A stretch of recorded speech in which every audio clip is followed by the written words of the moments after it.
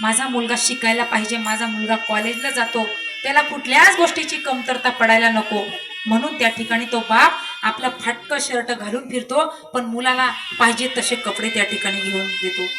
एकदा एक टाइम जेवण करून दुसऱ्यांदा उपाशी राहील, पण मुलाला डब्यासाठी चांगलं काहीतरी बनवून द्यायला सांगेल. घरात संध्याकाळचं जेवण बनवून खाऊ घालणारी आई सगळ्यांना कळली, पण आयुष्याची शिदोरी करून ठेवणारा बाप कोणाला कळला नाही. आई जरी घराचा कळस असेल ना, तर बाप सुद्धा घराचा पाया आहे. तो पाया जर धसला तर सगळं घर त्या ठिकाणी उद्ध्वस्त त्या ठिकाणी होत असतं. म्हणून आई वडिलांची किंमत करत चला. बापाचं मुलीवर तर विशेष प्रेम असतं, मुलांवर राहत नाही असं नाही, पण मुलीवर विशेष प्रेम तो बाप करतो.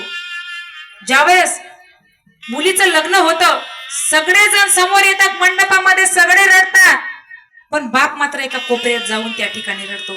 त्याला आनंदही असतो आणि दुःखही होतं. आनंद असं की आता माझी मुलगी तिच्या संसाराला लागेल, आणि दुःख असं की ती आपल्याला सोडून जाईल. कोपऱ्यामध्ये जाऊन तो बाप त्या ठिकाणी रडत असतो. बापाची किंमत कधी कोणाला कळालीच नाही. आई सगळ्यांना कळाली, पण बाप कधी कोणाला कळाला नाही. आई वडिलांची किंमत करायला पाहिजे, कारण आई वडील नसल्यावर काय त्या लेकरांना वेदना होतात हे आम्ही रोज त्या ठिकाणी अनुभवतो. ज्यावेळेस लोक सोडायला येतात की महाराज याला आई नाही, याला वडील नाही, त्या पोरांना सांभाळत सांभाळत त्या ठिकाणी नाकीदम येतो. कारण आई वडील बनण्याचा प्रयत्न करू, आई वडील बनू शकत नाही. कितीही प्रेम दिलं तरी आई वडिलांसारखं प्रेम कोणी करू शकतं का? बाप त्या ठिकाणी उपाशी तापाशी रात्रंदिवस काबाड कष्ट करतो आणि मुलांसाठी त्या ठिकाणी रात्रंदिवस उभा राहतो आणि आपल्या मुलांना त्यांच्या पायावर उभं करण्यासाठी तडफडत असतो. मुलीचं लग्न ज्यावेळेस तो बाप म्हातारा होतो, हातातून सगळी सत्ता त्या ठिकाणी निघून जाते मुलांच्या हातामध्ये. मुलगी जर माहेरी आली, बाप पाहत असतो हा मुलगा इकडे आपल्या सालीला 1000 रुपयाची साडी घेतो आणि बहिणीला 300 रुपयाच्या साडीवर त्या ठिकाणी पोच करतो. बाप बस स्टॉप पर्यंत जातो. बस स्टॉप पर्यंत म्हातारा बाप डोक्यावर पिशवी घेऊन मुलीची जातो. बस स्टॉप पर्यंत जाऊपर्यंत बस येत नाही तोपर्यंत तो बाप त्या ठिकाणी उभा राहतो. बस आल्यावर स्वतः म्हातारा बाप ती पिशवीचं ओझं तोललं जात नाही तरी तो बस मध्ये चढतो, सीटवर मुलीला बसवतो, मुलीकडे पाहतो, डोळ्यामध्ये अश्रू मावत नाही, मुलीच्या डोळ्यात अश्रू मावत नाही. मुलगी सांगते बाबा तुम्ही का रडतायत, काय करावं बेटा, भरपूर द्यावं असं वाटतं, भरपूर करावं असं वाटतं, पण हातात सत्ता राहिली नाही ना, माझ्याकडे आता काही नाही देण्यासारखं. आपल्या फाटक्या शर्टाच्या खिशामध्ये हात घालतो आणि कोणी 10 कोणी 20 रुपये दिलेले असतात ते बाबा असं गुंढाळून तो खिशात ठेवतो, ते भाळूच कधी काढतो आणि मुलीला सांगतो बघ माझ्याकडे एवढे आहेत, तुला राहू दे. मुलगी रडते, बाप रडतो, सगळ्या गाडीमध्ये बसणारे सगळे लोक रडतात. एवढंच नाही तर एसटीचा ड्रायव्हर सुद्धा रडतो. त्या ड्रायव्हरला बाबांनी विचारलं, म्हणले काय रे बाबा तू कशासाठी रडतो? म्हणले बाबा मी सुद्धा एका मुलीचा बाप आहे. म्हणून आई वडिलांची किंमत करत चला.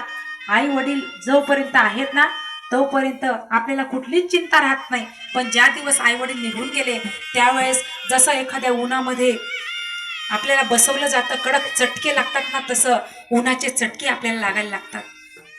आई वडिलांचा हात डोक्यावर असणं गरजेचं आहे. ज्यावेळेस भागीरथी लहान होती, भागीरथी तुकोबारायांसोबत त्या ठिकाणी भजन कीर्तन करण्यासाठी जायची. लहानीच्या मोठी झाली, तुकोबारायांच्या मनामध्ये आलं की आता भागीरथीचं लग्न करावं. भागीरथीचं लग्न ठरलं. भागीरथीला देऊ जवळच गाव लहुळ घाण म्हणून त्या ठिकाणी तिचं लग्न करण्यात आलं. लग्न झालं. आता भागीरथीला तुकोबारायांचं कीर्तन ऐकायची सवय होती, अभंग ऐकायची सवय होती. तुकोबाराय तिच्या गावातही जात होते. जर तुकोबाराय तिकडे गेले नाही तर देहूमधून एक माळीन मावशी भागीरथीच्या गावाला यायची. त्या माळीन मावशीला भागीरथी विचारायची, काय ग मावशी बाबांचं कीर्तन झालं, बाबांनी कोणता अभंग घेतला होता, बाबांनी काय सांगितलं विचारायची सवय होती. पण मध्यंतरी माळीन मावशी 5-7 दिवस आल्याच नाही. तुकोबाराही आली नाही आणि माळीन मावशी सुद्धा आल्या नाही. त्या ठिकाणी 5-7 दिवसानंतर माळीन मावशीला प्रश्न पडला, आता भागीरथीच्या घराजवळ जायचं कसं? गेल्यावर भागीरथी आपल्याला प्रश्न विचारल्याशिवाय राहणार नाही आणि भागीरथीला सांगू काय? त्यावेळेस माळीन मावशीने आपला रस्ता वळवला आणि त्या भागीरथीने आवाज ऐकला आणि भागीरथी धावत धावत गेली. म्हणले मावशी काय ग, एवढ्या दिवसापासून कुठे गेली होती? बाबा आली नाही, तूही आली नाही, मला सांग ना बाबांनी काय सांगितलं रात्रीच्या कीर्तनामध्ये? माळीन मावशी काही बोलायला तयार नव्हत्या. भागीरथी विचारते, मावशी सांग ना ग, बाबांनी काय सांगितलं, सांग ना. माळीन मावशी सांगते म्हणले, ए भागे, अगं तुझे बाबा आता राहिले नाही, तुझे बाबा सहदेव वैकुंठाला गेले. भागीरथी त्या ठिकाणी मावशी अशी काय सांगते ग, माझे बाबा मला विचारल्याशिवाय भामचंद्र डोंगरावर सुद्धा जात नव्हते, भंडारा डोंगरावर सुद्धा जात नव्हते, अशी काय सांगते. हांबरडा फोडू लागते. बाबा गेले पुण्या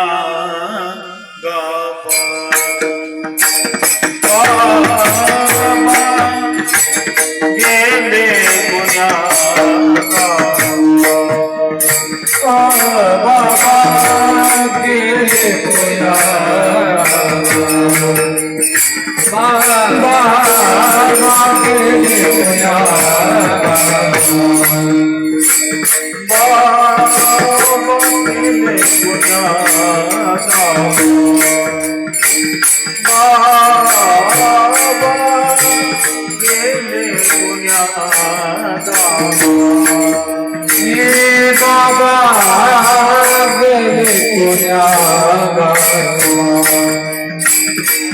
बाबा गेले पुण्या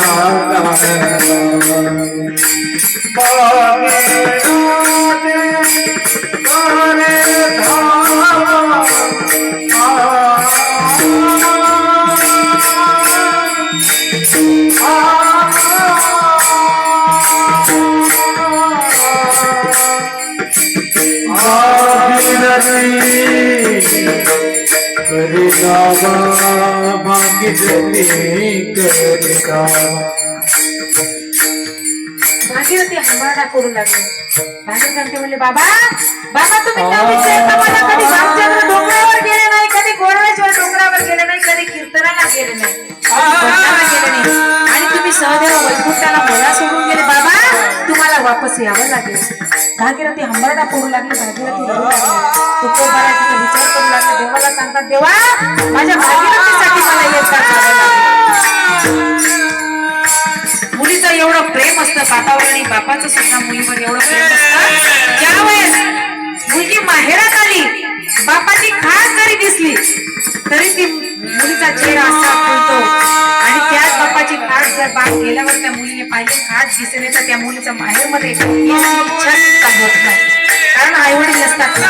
आईवडिलांच्या झोपडीमध्ये जे प्रेम असतं, जे सुख असतं, ते भावाने कितीही मोठा बंगला सोन्याचा बांधला तरी ते प्रेम आपल्याला मिळत नाही. अधिकार संपतो. आई वडील असताना मुलगी सरळ आण्याने चुल्याजवळ जाते, पण आई वडील गेल्यानंतर तेवढा अधिकार आपल्याला नाही. माहेरामध्ये बाप नसला तर माहेर संपत. म्हणून सांगते प्रत्येक मुलींना, आई वडिलांकडे घेण्या देण्यासाठी वाद करू नका. आई वडील वृद्ध झाल्यावर जाताना हातामध्ये 5 रुपयाची पुडी घेऊन टाकायची. जोपर्यंत आई वडील आहेत तोपर्यंत आपलं माहेर आहे, आणि तेच आपल्यासाठी सर्व काय आहे. म्हणून त्या ठिकाणी प्रत्येकाला सांगेल, आई वडिलांची किंमत करत चला. कारण सगळं काही जगामध्ये मिळेल, पण आई वडील मिळणार नाही. सगळं विकत घेऊ शकतो, आई वडील विसरू नको रे आई बापाला, विसरू नको रे आई बापाला. जिजवली जनी काया काया, जिजवून तुझ्या शिरावर धरली सुखाची छाया. फिरणार नाही